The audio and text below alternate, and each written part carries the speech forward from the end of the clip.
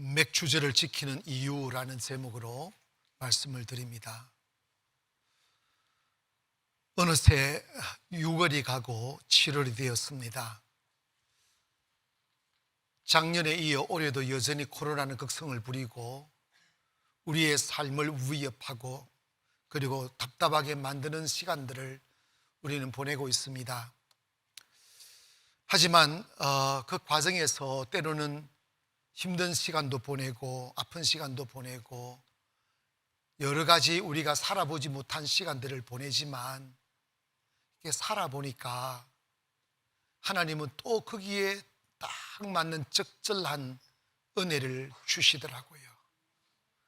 하나님의 은혜 아래서 여러분이 또다시 6개월을 지내시고 또 이렇게 건강한 모습으로 예배하게 된 것도 하나님의 축복임을 믿습니다. 참 감사하더라고요. 아이들이 건강하게 자라나고 또 성도들 또 행복하게 살아가고 분쟁 떠나가고 또 사업장들 무너지지 아니하고 아무쪼록 빨리 백신 접종이 완료가 되어서 마스크 다 벗고 주님 찬양할 수 있기를 바랍니다. 지난 세월 돌아보니까 어떻게 살지 했는데 다 사라지더라고요. 건강했었고 부족함 없었고 또 은혜 가운데 가정들, 직장들, 사업장들 잘 주님께서 지켜주셨습니다. 지난 11월에 우리 새성전 건축 허가가 나고 11일부터 건축이 시작되어서 지금까지 아무 착오 없이 이렇게 건축을 하고 있습니다. 근데 이게 송도에서 지하 3층을 파다 보니까 흙을 버리기가 정말 힘들었어요. 이게 25톤짜리 트럭을 3,000대 분 흙을 파내는데 몇 개월이 걸리더라고요. 근데 이게 버릴 데가 없어가지고 그 흙을 대무도로 실어내고 어랑리로 실어내고 그러다 보니까 경비도 많이 들고 시간도 많이 걸리고 그럼에도 불구하고 이러면 3,000대가 쉬운 게 아니 이 시내에서 3,000대 그 큰 트럭들이 왔다 갔다 생각해 봐요. 아무 사고 없이 민원도 없었어. 응? 그 곰곰이 생각하니까요. 그 흙을 싣고 나갈 때 그 하중이 엄청 무거운데 공원 공사하는 도로를 우리가 사용을 했어요. 흙 다 파고 나니까 공원 공사가 끝이 났어요. 그리고 우리 교회 전용 포장 도로가 개설이 되고 이제는 그 도로를 사용하고 있어요. 하나님이 딱 맞추는 거예요. 만약에 흙 파기 때 틀을 그 포장도로 가서 포장도로 다 꺼졌을 거예요. 그 무거운 거. 하나님이 다 하시는 거야. 그러니 여러분 인생에 어떤 얼굴의 세상이 올지라도 현실만 보지 말고 그 뒤에 있는 하나님의 섭리를 보기를 바랍니다. 잠시 우리의 삶의 불청객처럼 질병이 찾아와 나를 좀 귀찮게 해도 그 귀찮음으로 인하여 더 깊어지고 진실해지고 하나님을 알게 되면 그것은 인생의 최고의 행운이기도 하고 축복입니다. 우리가 그 어떤 대가를 지불했더라도 하나님을 알고 살아야지 하나님 없는 삶은 그 자체가 죽은 것이며 내일 없는 절망인 것입니다. 그래서 우리에게 평안한 날도 감사하지만 때로는 비 오는 날도 감사한 거예요. 인생을 살고 삶의 석양에서 뒤를 돌아보면 내가 자랑할 수 있고 감사할 수 있는 시간은 부족함이 없는 잔디 위에서 파티를 즐길 때가 아니었고 아무도 없는 쓸쓸한 광야에서 홀로 서서 외로운 눈물을 훔치며 주님을 바라보는 그 시간이 당신은 고통이었고 저린 시간이었지만 시간이 지나가 삶의 노을이 탁 들이올 때 그때가 자랑이 되고 그때가 있었기에 나 이 노을의 시간에 하나님을 볼 수 있게 되었어. 다 당당하게 영혼을 맞이할 수 있게 된다고. 그리고 내가 이 욕심에 취해서 살던 삶으로 남긴 삶의 흔적들은 인생의 노을 앞에 부끄러움이 되지만, 내가 외로웠고 힘들었고 배고팠고 아팠을 적에 그것을 이기기 위하여 주님을 바라보다가 인생의 깊이를 알게 되고, 또 주님을 알게 되고 감사를 알게 되고, 인생은 배부름에 가치가 있는 것이 아니라 나 아닌 타인을 위하여 흘린 땀과 수고가 같이 있다는 것을 깨달아 나 먼저 하며 자기 우선주의로 살던 사람이 주님과 교회와 이웃을 우선하며 사는 삶으로 전환되어진 발자국의 흔적들이 남겨진 그것이 항온의 시간에는 자랑이 되는 거고, 그게 축복이 되는 거예요. 저는 이 코로나 시기에 살아가는 우리들이 여러 가지 잃어버린 것도 많겠지만, 이러한 시간들이 우리 민족 사회에, 아니면 여러분의 개인에게 나중에는 큰 유익이 되리라고 생각합니다. 그리고 이런 시간들을 통하여 더 우리가 진실해질 수 있고 하나님과 가까이 다가갈 수가 있고, 그리고 제가 느껴져요. 그게 뭐냐면, 이럴수록 우리가 태만하고 이럴수록 이렇게 거리두기 한다고 하나님과 거리두기 하면 큰일 나요. 여러분 정말입니다. 하나님과는 거리두기 하지 말기를 바랍니다. 하나님과 가까워져 생활하다 보면 세상이 흉흉하고 세상이 힘들어질 때 그 힘들어진 세상을 회복하기 위하여 하나님께서는 그 어떤 다른 곳에서 은혜의 줄기를 샘터를 여셔요. 그 샘터의 주인공이 누가 되는 줄 아십니까? 하나님. 모든 사람들이 하나님과 거리두기 할 때 그 사람은 하나님과 가까이 하며 가슴을 맞대며 주님을 부르고 주님과 교제하며 예배와 기도를 쉬지 않았던 교회와 성도들은 그 위기의 시간이 지나고 회복의 시간이 오면 모든 축복이 그 교회와 그 성도들을 통하여 흘러나가게 되어져 있어요. 때문에 우리는 그때를 기억하여 오늘 또한 열심히 주를 바라보며 이 맥주감사 주일을 맞이하여 6개월 동안 뒤돌아보니까 다 하나님의 은혜였네, 하나님 감사합니다 하고 이렇게 감사하기를 바랍니다.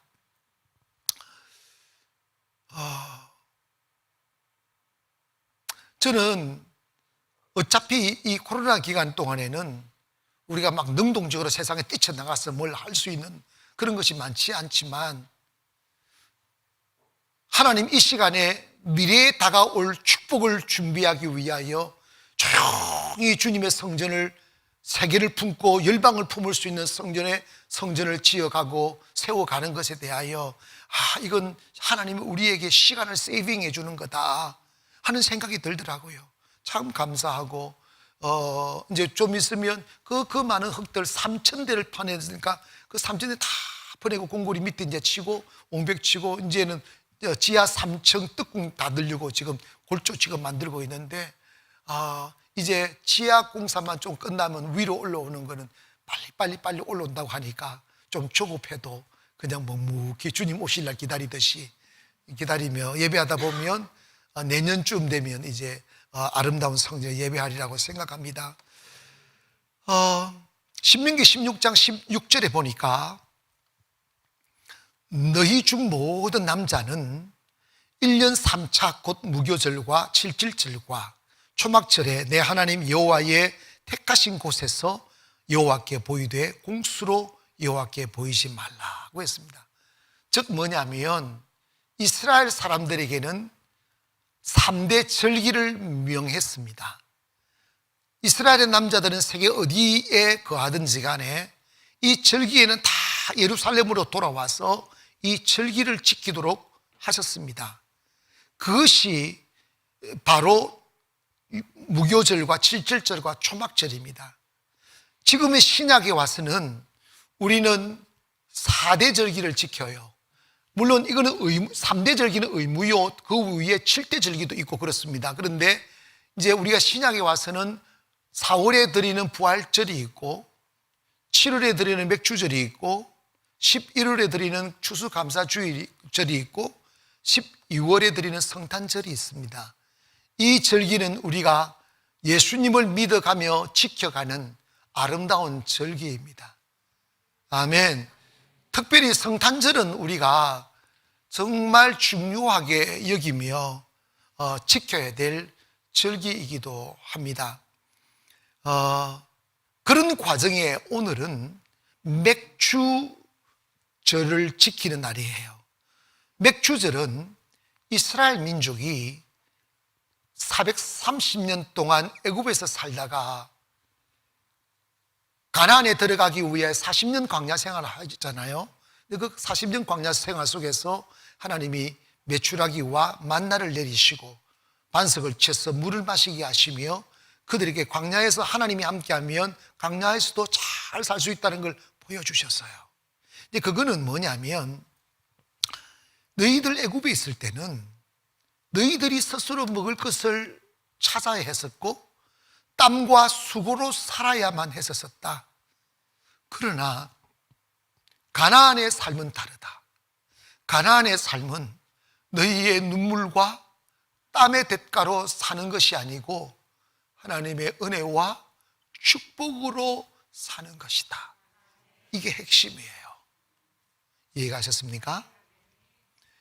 그러니까 이스라엘 민족이 광야에서 먹을 것 없는 그 죽음의 땅에서도 하나님이 함께 하시니까 먹을 것이 생기더라고.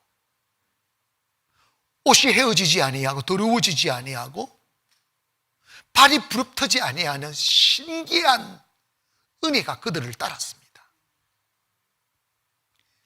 가나안에 들어가면 이제 너희들의 수고와 땀으로만 사는 게 아니고 하나님이 축복하신 그 축복으로 사는 거예요. 그래서 가나안은 Promised Land라는 말은 하나님의 약속의 땅이라는 거예요. Blessed Land라는 축복의 땅이라는 거예요. 물이 마르지 아니하고 먹을 것이 떨어지지 아니하고 은혜가 풍성하며 전쟁이 없고 다툼이 없고 두려움이 없는 거고. 여기서 우리는 이걸 기억을 해야 됩니다. 예수 믿는 사람은 예수 믿기 전에 삶과는 전혀 다른 삶을 살아야 돼요. 교회를 나오셔도 직분을 받고 신앙생활을 하여도 여전히 근근하고 칙칙한 삶을 살아가는 사람들이 참 많습니다. 그저 내가 수고하고 땀 흘린 대가만 먹고 사는 그 삶 말입니다. 여유가 없어요. 남을 위하여 선행의 손을 펼칠 마음의 여유도 없고 그저 내 자식 먹이고 내 가정 지켜내는데도 급급하며 가슴에 답답하고 불안하고 목이 마른 그러한 삶을 살아가는 사람들이 교회 안에도 참 많습니다. 이 삶은 광야 생활도 아니고 가나안의 삶도 아니라 애굽의 삶이에요. 영적인 의미는 뭐냐? 예수 안에 들어오면, 은혜 안에 들어오면 다른 삶이 있다는 거예요. 신앙생활 하시면서 내가 교회에서 어떤 직분을 받고 어떻게 대우받느냐는 생각할 것도 없고 중요한 건 이겁니다. 나 지금 하나님의 은혜 안에 살고 있는지, 하나님의 축복으로 살고 있는지, 하나님 매일 내려주시는 기름 이슬을 먹으며 살고 있는지, 내가 수고한 것에 100개의 축복이 임하고 있는지, 여러분 이걸 봐야 돼요. 모든 절기의 목적은 하나님 우선하라, 하나님께 첫 것을 바치라, 하나님을 가장 사랑하라, 하나님께 드리라는 것을 전제로 하지만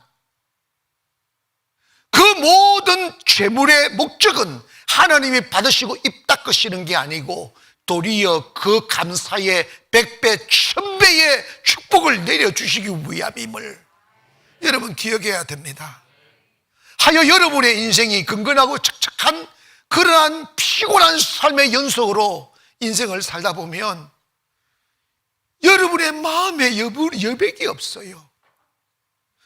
나 아닌 타인을 품고 나 아닌 교회와 민족과 열방을 품는 것이 그리스도인의 삶인데 내 혼자만의 삶의 무게도 견디지 못하여 비틀거릴 때가 많이 있다 이 말이죠. 왜 그런 삶을 사는지 아십니까?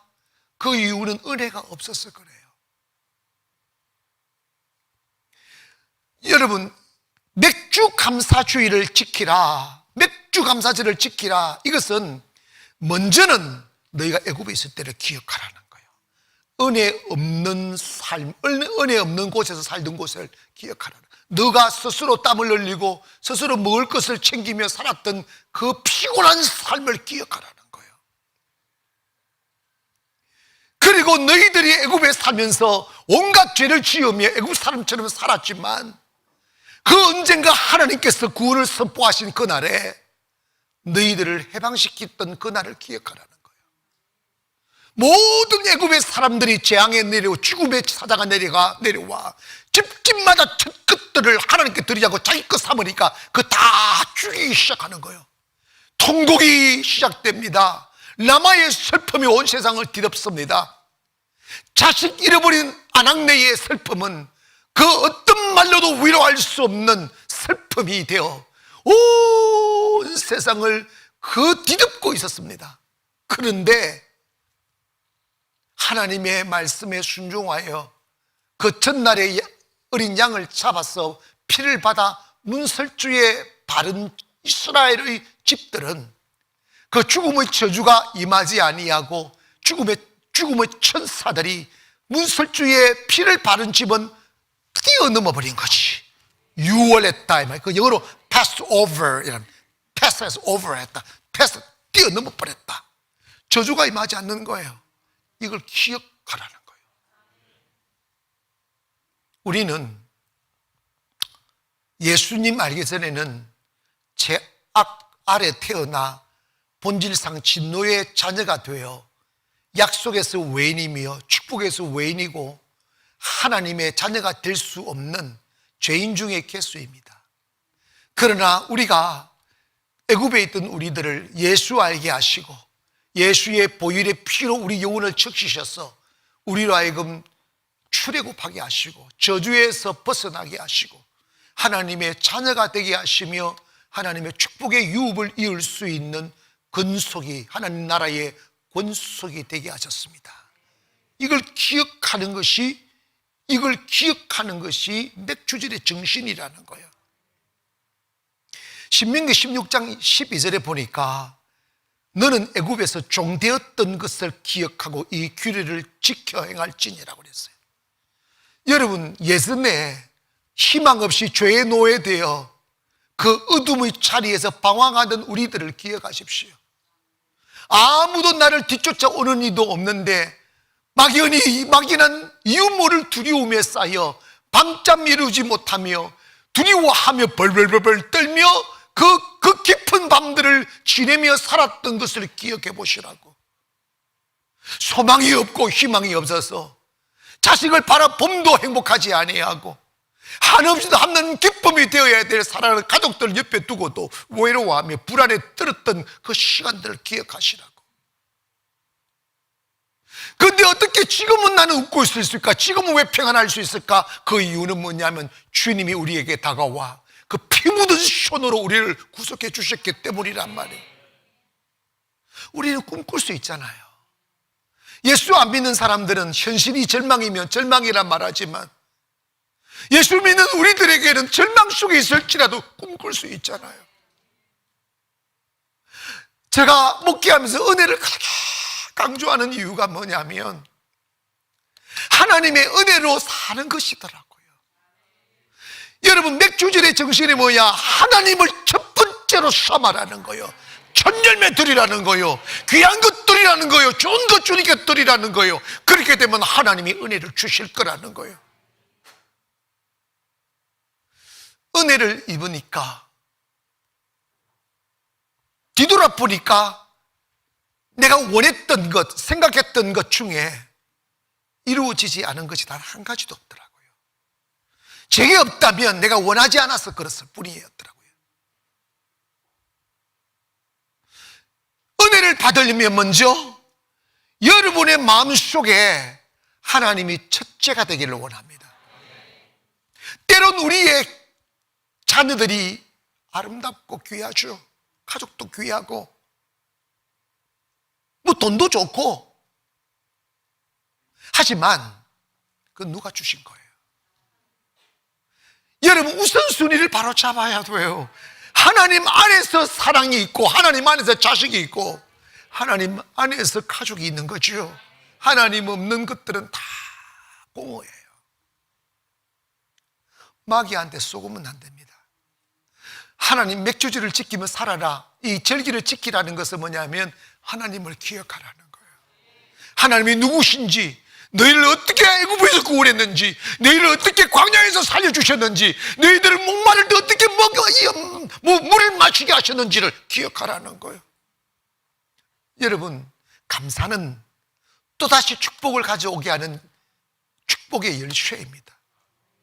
항상 기억하고 감사하고, 기억하고 감사하라는 거예요. 찬송 중에 이런 찬송이 있습니다. 날 구원하신 주께 감사. 한번 해봅시다.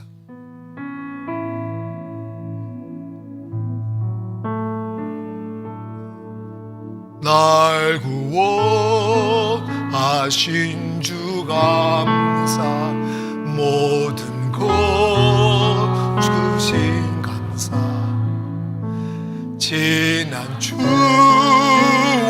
인해 감사, 주 내 곁에 계시네.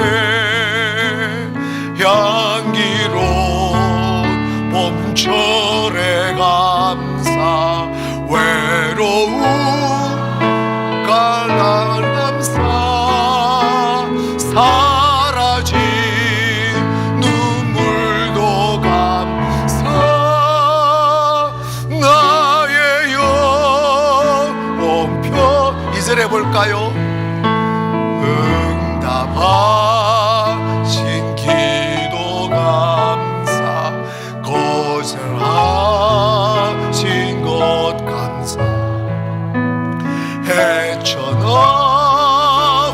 풍랑 감사, 모든 것 채우시네. 아픔과 기쁨도 감사, 절망 중에 또 감사, 측량 못할 은혜 감사, 귀신 사랑 감사해. 여러분, 제가 인생을 살다 보니까 아직 조금밖에 못 살았습니다. 근데 이렇게 살다 보면 삶을 뒤돌아볼 때가 있잖아요. 푸른 잔디에 친구들 초청해서 파티할 때가 좋은 게 아니더라고요. 정말 인생의 자랑이 되고 영광이 되고, 그리고 감사가 되는 시간은 아무도 없는 외로운 광야에서 홀로 서서, 그 당시는 위로받을 수 없는 슬픔에서 눈물을 흘릴 때였어요. 그때 인간의 가슴 속에 진실이 나오는 거예요. 하나님을 보게 되는 거죠. 이끼낀 눈으로 주님 못 봐요. 기름진 음식을 먹으면서 주님 못 만나요. 영혼은 한 번은 주님 만나야 돼요. 그리고 그 만난 주님을 붙들고 살 때 행복해질 수 있는 거예요. 만약 우리가 딱히 많은 부족함도 없고 목마름도 없었어, 그 기름짐에 취해서 인생을 다 살아버린 채 황폐해진 영혼으로 황혼을 맞이한다면 그 인생은 비극이에요.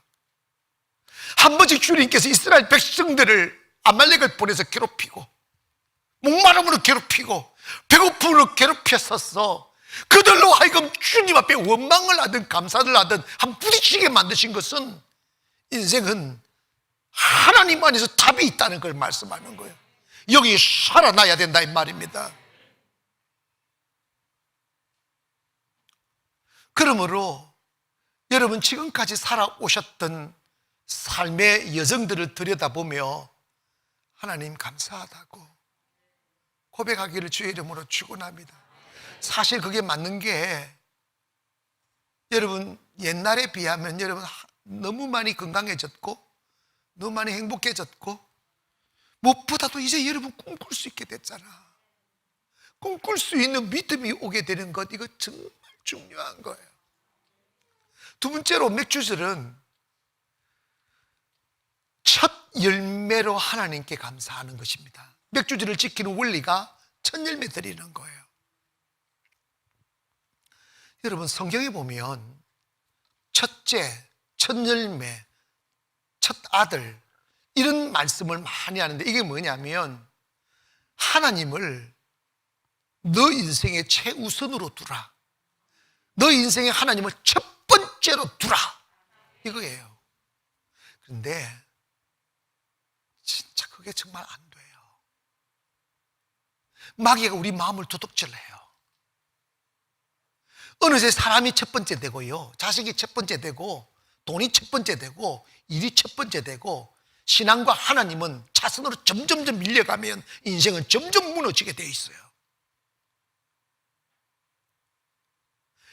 하나님이 말씀하는 거, 누가 너희를 그 애굽의 발톱에서 구원했느냐고, 누가 너희들을 광야에서 먹이셨냐고, 누가 너희들을 홍해로 가르게 만들고, 누가 너희들을 요단강을 건너게 하셨냐고, 누가 너희들 앞에 그 여리고 성을 무너뜨리며 누가 너희들로 하여금 가나안에 들어가게 하셨냐고. 주여 하나님인 거예요. 우리의 인생을 뒤돌아보면 깊은 수렁에 빠져있는 내가 통곡했던 나를 일으켜 노래할 수 있게 만드신 분이 하나님입니다. 아무 희망 없이 그 거친 세상을 앞이 세상이 두려워서 한 발자국도 내딛지 못하며 죽이고 있는 우리들을 일으키셔서 세상에 문을 열어주시고 꿈을 펼쳐가게 하신 분이 누구시냐고. 여러분 정말 그런 거 아니겠어요? 근데 우리 까마득 그때는 너무 감사했어요. 그런데 이게 마음이 무뎌져 가지고 감사를 자꾸 잃어버리는 거예요. 그래서 하나님 1년에 3번은 그걸 기억하라고, 하나님이 누구신지를 기억하고 너 마음에 하나님을 첫 번째 두게 하시기 위하여 의무적으로라도 감사하게 만드는 거예요. 언제 우리가 가장 행복해진 줄 아십니까? 언제 여러분이 축복을 누리는 줄 아십니까? 항상 하나님을 첫 번째로 두는 사람. 그런 어머니가 있는 가문은요, 그 가문은 명문 가문 돼요. 오늘 여러분의 가정이 명문 가정 되기를 바랍니다. 하나님 우선주의, 하나님 제일주의. 아멘. 이게 맥주절의 정신입니다. 이스라엘 민족이 광야에서는 만나와 메추라기를 먹다가 가나안에 딱 들어가서 첫 농사를 짓는 거예요. 첫 농사를 딱 지을 때 얼마나 신기하겠어요. 신기해요. 그거 신기해요. 그러니까 얼마나 좋겠어요. 그런데 하나님이 너 첫 농사, 첫 열매 내 거야, 내게 가져와라, 이런 거예요. 그래서 그들이 첫 보리 농사를 지어서 하나님께 드린 것이 맥주절인 거예요. 보리 맥자 해가지고. 근데 그 맥주절을 어떻게 드리냐면 민수기 15장 17절부터 한번 읽어보시겠습니다. 시작. 여호와께서 모세에게 말씀하여 이르되 이스라엘 자손에게 말하여 이르라. 너희는 내가 인도하는 땅에 들어가거든 그 땅의 양식을 먹게 하여 여호와께 거제를 드리되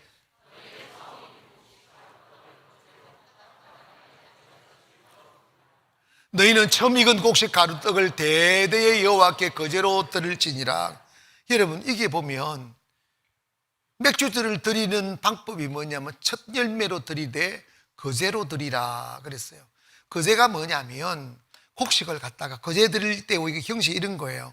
곡식을 담아가지고 하나님께 올려드리는, 하나님 받으시옵소서, 주께 영광 돌립니다, 주님 감사합니다, 이렇게 올려드리는 거예요. 이게 두 가지. 이것은 뭐냐면 내 사랑, 내 첫 것, 내 최고의 것을 주님께 올려드립니다 하고 올려드렸다가 제사장이 그걸 다시 내려요. 이렇게 밑으로 내리는 겁니다. 올려드린다는 것은 하나님께 제물을 드린다는 뜻이고, 다시 아래로 내린다는 것은 하나님께 드렸더니 하나님이 도로 더 큰 축복을 우리에게 내려주신다 하는 걸 의미합니다. 여러분, 모든 예배와 제사의 정신은 드림이에요. 시간을 드리고 사랑을 드리고 마음을 드리고 재물을 드리는 거예요.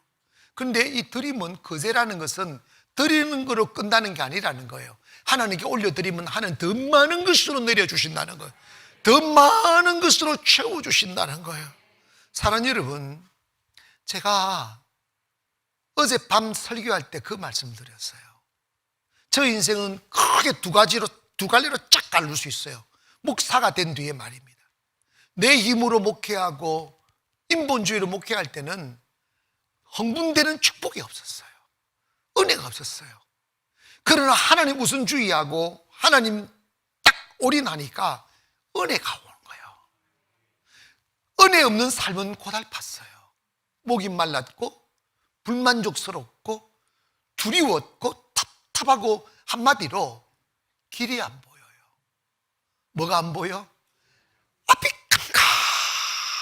캄캄해요.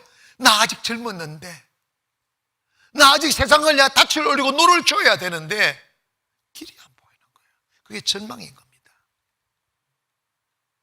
그런데 똑같은 환경인데 은혜 딱 임하니까 제일 먼저 보이는 게 길이 보이는 거예요.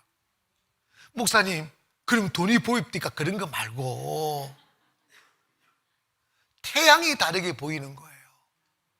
태양이 떠오를 때 깜깜하게 느껴졌는데, 태양이 딱 떠오르는데 저 태양이 희망으로 느껴지더라고.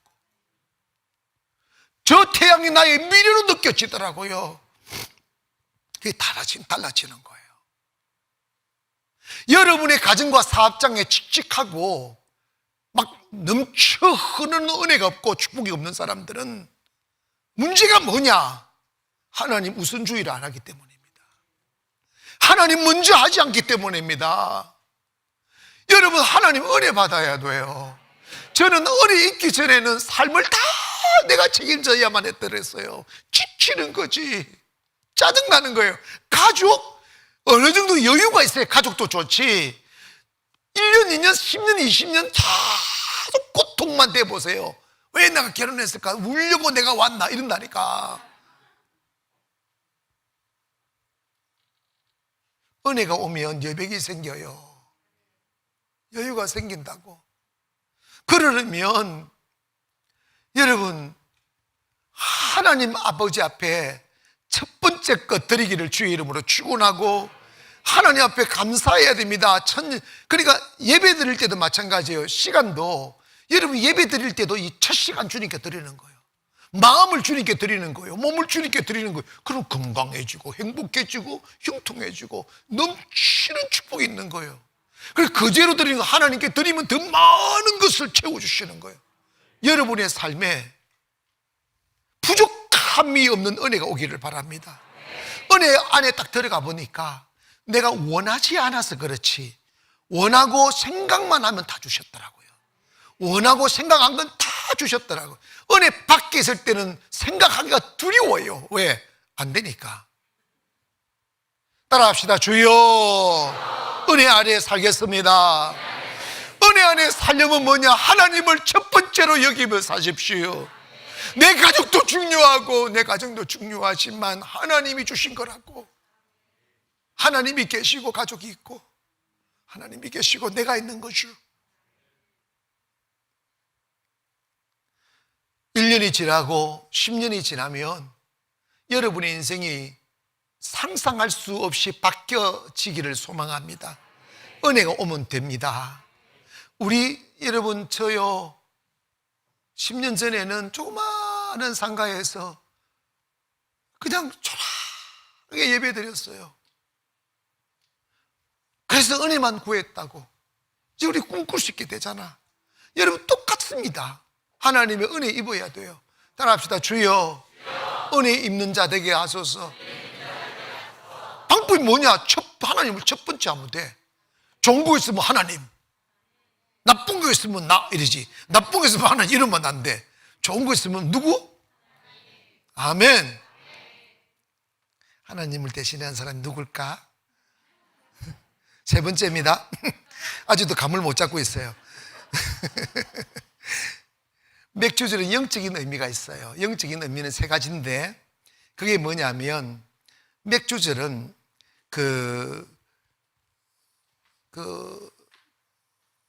유월절을 무교절이라기도 하는데, 유월절 이후에 50일 되는 날이 맥주절이거든요.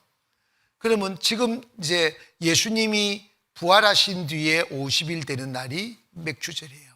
이건 성령 강림절, 오순절, 교회가 시작되는 날, 이런 거예요. 그러니까 이 절기에는 우리가 뭐 해야 되느냐면, 하나님의 성령이 임한 절기라고 보면 되십니다. 예수님 십자가에 죽으신 뒤에 세상은 참 거칠었습니다. 예수님 믿는다는 것에 발각만 되어도 고문당하고 죽게 되고 감옥 가게 되고 하는 그런 시기다 보니까 배에 놓고 예수를 못 믿는 거예요. 하니까 목숨 부지하기 위해 숨어서 예수를 믿는 시대인데, 그들이 막 숨어서 예배하다가 오순절 되는 날, 맥주절이야. 날 성령이 확 임한 거지. 성령이 임하니까 세상 현실이 바뀐 게 아니고 사람이 바뀐 거예요. 여러분 기억하세요. 환경이 어두워 불행한 게 아니고 내 마음이 어두워 불행한 거예요. 성령을 받으면 환경이 바뀌는 게 아니고 내가 바뀌는 거예요. 생각이 바뀌고 마음이 바뀌는 거예요. 그게 뭐냐면 그들은 두려워서 문을 걸어 잠그었는데 성령을 딱 받으니까 두려움이 사라졌어요. 문을 걸어 잠근 걸 문을 활짝 열었어요.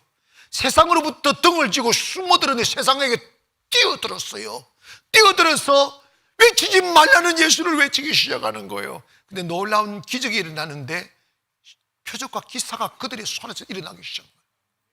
성령의 능력입니다. 성령 충만 받아야 돼요. 한국 교회가 왜 무기력해지고 내리막을 걷고 존재감이 사라지느냐? 요즘 여러분 우리 대한민국 사회가 교회를 얼마나 짓밟고 있는지 아십니까? 이거는 딱 하나예요. 타락해서 그렇다고 하지만 타락의 원인이 뭐예요? 성령을 소멸했기 때문에 그런 거라고. 성령 소멸하면 끝나는 거예요. 아멘 합시다.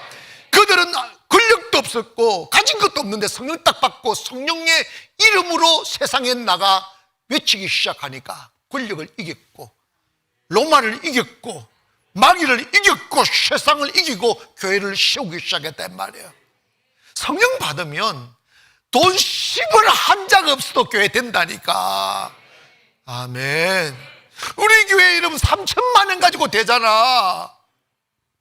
아멘 안 하네. 그런데 이러면 요즘 교회 건물 다 있고 사람 있어도 교회 안 된단다.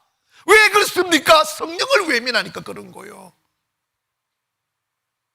성도가 가장 위험할 때가 언젠가 성령 제끼고 자기 이성을 만족시키고 지성을 만족시키려고 예배하는 사람들로 채워지면 그 교회는 공동묘지 되는 거예요. 사탄의 속을 되는 거예요. 그런데 성령 받은 1+3가 와요. 완전 대박이지. 그런데 여러분 그게 뭐냐면 하이타이 하나 달아준 게 아니라니까. 성령 받으면 첫째로 뭐가 오느냐? 영권이 와. 영권. 아멘. 영권이 뭐냐? 마귀를 몰아내는 능력이야. 누가 여러분의 자녀를 무너뜨리십니까? 마귀 새끼라니까. 여러분 마귀 새끼 몰아내보세요. 자녀들 딱 돌아와요. 그 다음에 여러분 사람이요 제일 힘든 게 사람한테 시달리는 거예요. 맞죠? 사람한테 시달리는 게 힘들어요. 사람한테 시달리면 안 돼. 사람을 지배할 수 있어야 돼. 인권이 와야 돼. 인권. 그래야 성공합니다. 인권을 받아야 사업을 해도 딱 저 사람이 가면 안 되는데 내가 가면 돼. 인권이야. 하나님의 성령을 받으면 하나님 우리에게 뭐라고 했습니까? 내가 너를 복이 되게 할 거라 하잖아. 너로 말미암아 복을 받을 거라고. 너로 말미암아 민족이 복을 받고 나라가 복을 받고 아멘 합시다. 그게 맞는 이야기거든요. 여러분, 인권을 얻으면 사람으로 고난당하지 않아요. 성령 충만이 떠나가면요, 사람이 들어붙어요. 나쁘게 들어붙어 괴롭혀요. 여러분, 사람 괴롭히는 사람이 있으면 내가 성령 충만하지 않다 딱 답 내리면 정확하게 맞아요. 그 사람과 딱 말도 하지 마세요. 딱 차단하고 기도 한번 해보세요. 성령 딱 회복하면요, 싹 사라져요. 여러분, 이렇게 태양을 쫙 비치면 곰팡이가 싹 죽어버리듯이 여러분, 성령 충만하면 사람 괴롭히는 사람 사라져. 아멘. 그 다음에 여러분, 사람이요, 여러분 제일 좋아하는 게 온다? 그게 뭔지 아십니까? 물건. 사람이 여러분, 돈이 있어서 잘 사는 게 아니야. 돈 많아도 돈에 묶여 있는 사람이 있어. 돈을 못 써, 달달달달달. 돈 때문에 스트레스 받고, 돈 때문에 막 자살하고, 돈 때문에 죽으려고 그러고 이런다? 여러분, 돈은 자유해야 돼요. 이끌어 할 수 있는 일을 할 수 있는 그 사람 말입니다. 그 물건이 와야 돼요. 교회도 물건이 와야 물질의 시험이 없지. 여러분, 우리 교회 보세요. 돈 없어도 있잖아. 1억 가지고 50억 사고 60억 사고 막 10억 가지고 300억 하고 막 그러잖아. 그게 뭐가 온 거야 그거? 모르네. 여러분, 아직도 멀었어. 그러니까 여러분 3천원 가지고 살아 그냥. 성령 받으면 온다니까. 따라합시다. 주여, 성령 충만 주세요. 나 비우고 주님 담으면 돼요. 어젯밤 예배할 때 주님이 이런 말씀 아주 강력하게 하셨는데, 여러분 마음속에 하나님을 두세요. 너무나 많은 사람들이 마음속에 하나님 두기를 싫어한다는 거예요. 그게 비극이에요. 성령 충만함이라는 것은 다른 게 아니라 하나님 충만함이에요.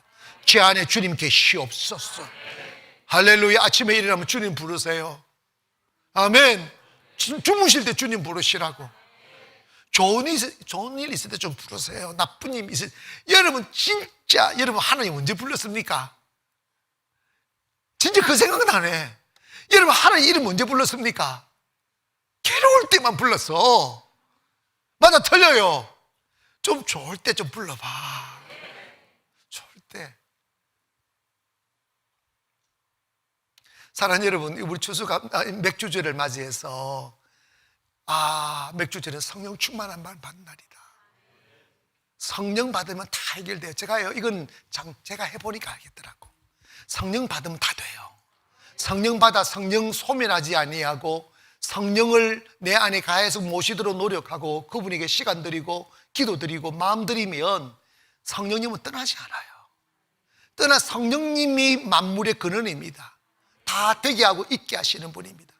여전히 우리의 삶이 목이 마르고 불안하고 두렵다면 여러분, 성령을 소멸했기 때문입니다. 한국 교회 성령 없는 교회 너무 많아요. 성령 없는 성도 너무 많아요. 죽었습니다. 이미 끝난 거예요. 하나님이 영이 떠나면 이미 끝난 거라고. 어떻게 하든지 여러분 부족하지만 예수의 보혈로 우리 죄 용서 받았으니 우리 몸을 성령의 전으로 삼기를 바랍니다.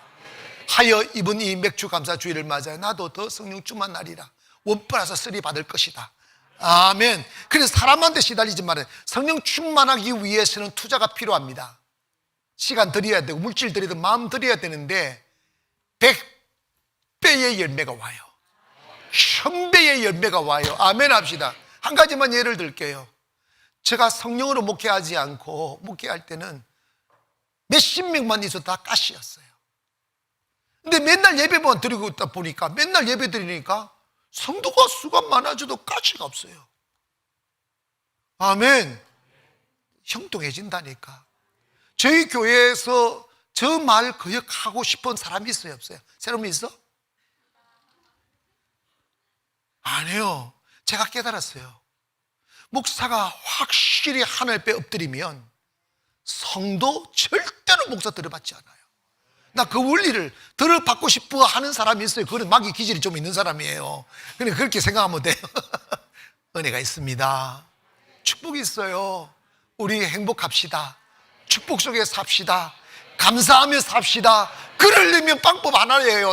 성령 충만 받아야 돼요. 성령 없이는 불가능해요. 기도하겠습니다. 그렇게 하시나